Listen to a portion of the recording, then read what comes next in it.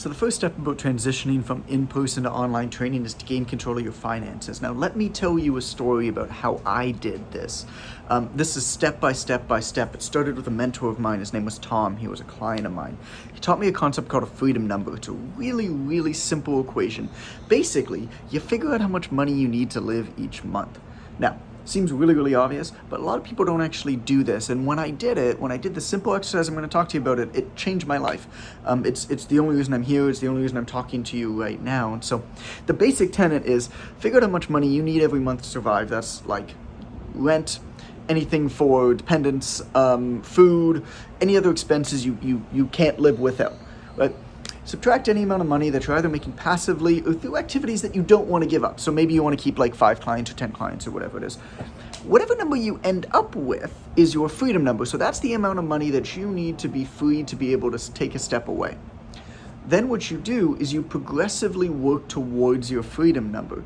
Basically, if you want to transition to online training, you do it step by step by step, and you do it confidently because you know the amount of money you need to make. Ultimately, as you work towards that number, once you hit it, you can make that step completely. So this is how I went from 40 clients a week to 25 to 15, and then eventually stepped away. Basically, I had 40 clients a week. I knew I didn't want to be doing 40 clients a week in personal training in the gym.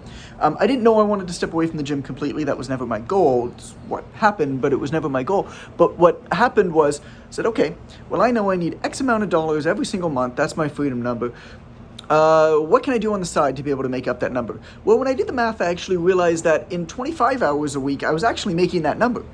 And so immediately for me, and this was lucky. I mean, I was a single guy by myself with a 1-bedroom apartment at the time with no dependents. So, for me, my number was quite low. But for me, what I figured out very quickly was that I could actually go down to 25 clients now.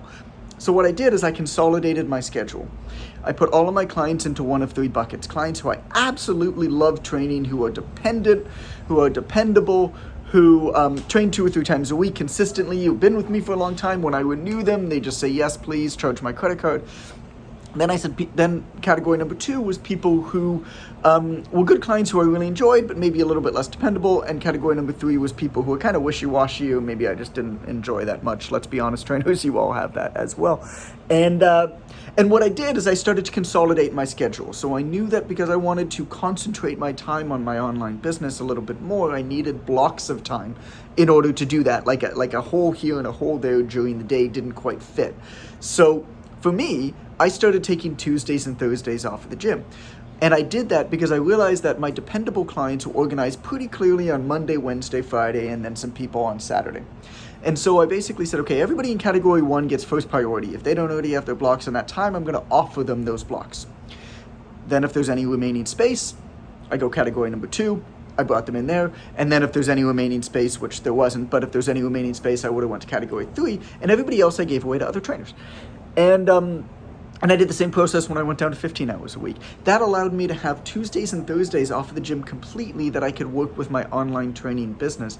And it was all because I had the confidence that I knew that number. And so, again, how I went down to 15 hours a week, it was the same thing. I knew what the number was. So as I worked more on my online business, I started making a bit of money with my online business. Well, I started making up some of the gap in that freedom number, which allowed me to go down to 15 hours a week, which allowed me to take off Monday mornings and Friday mornings off of the gym.